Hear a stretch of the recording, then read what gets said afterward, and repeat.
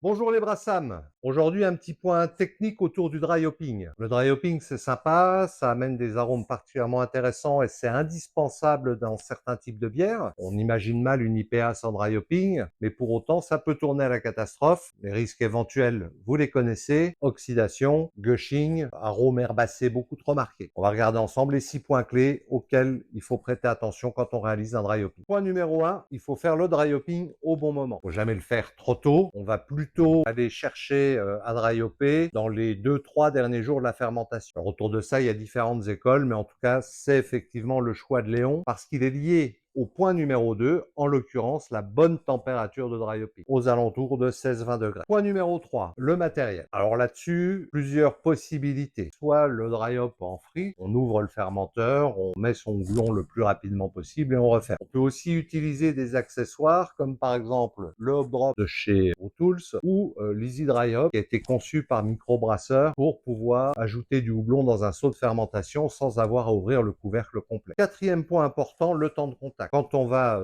houblonner, ce qu'on cherche à extraire, ce sont les huiles essentielles du houblon et uniquement les huiles essentielles du houblon. Si vous laissez trop longtemps votre houblon dry hoppé dans votre mou, vous risquez d'extraire des arômes que vous ne souhaitez pas extraire, en particulier des arômes qui sont plutôt sur des notes herbacées, à distinguer du côté un peu résineux qu'on va chercher à extraire quand on travaille en dry hop. Donc au final, pour extraire ces huiles essentielles et donc la partie aromatique sans aller chercher sur ce côté herbacé beaucoup trop marqué, on va plutôt laisser son dry hop 2-3 jours dans sa bière et dès lors que les 2-3 jours sont écoulés, on va déjà faire des purges relativement importantes pour pouvoir évacuer l'essentiel du houblon. Point 5, le dry hop peut générer du gushing. Alors, il ne doit pas en générer bien entendu, mais il faut avoir à l'esprit que le houblon contenant lui-même des enzymes de la famille des amylases, quand vous allez dry hopper, vous allez de nouveau dégrader une partie des sucres qui sont présents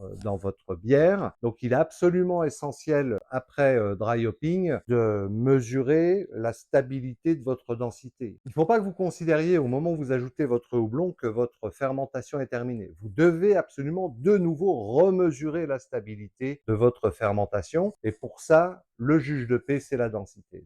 Point 6, l'objectif au moment de l'ajout du houblon, c'est d'éviter le maximum de contact avec l'air, puisque un des risques éventuels du dry hopping, c'est l'oxydation au moment du dry hopping. Donc on va toujours essayer de réduire l'entrée d'air, voire même totalement la supprimer. C'est ce que permet notamment le hop drop de chez Tools, puisque vous allez injecter du CO2 d'abord dans votre cartouche de dry hopping, puis ensuite seulement permettre que le houblon purgé de la totalité de l'oxygène qui l'entourait soit versé dans le fermenteur. Donc dans le dry hopping, 6 points essentiels à retenir. Point 1, le bon moment. Point 2, la bonne température. Point 3, le matériel adéquat ou à défaut, le geste adéquat. Point 4, le temps de contact. Point 5, attention à la reprise de fermentation. Et point 6, gare à l'oxydation. Si vous avez des questions sur le dry hopping, comme d'habitude, n'hésitez pas à les ajouter en commentaire.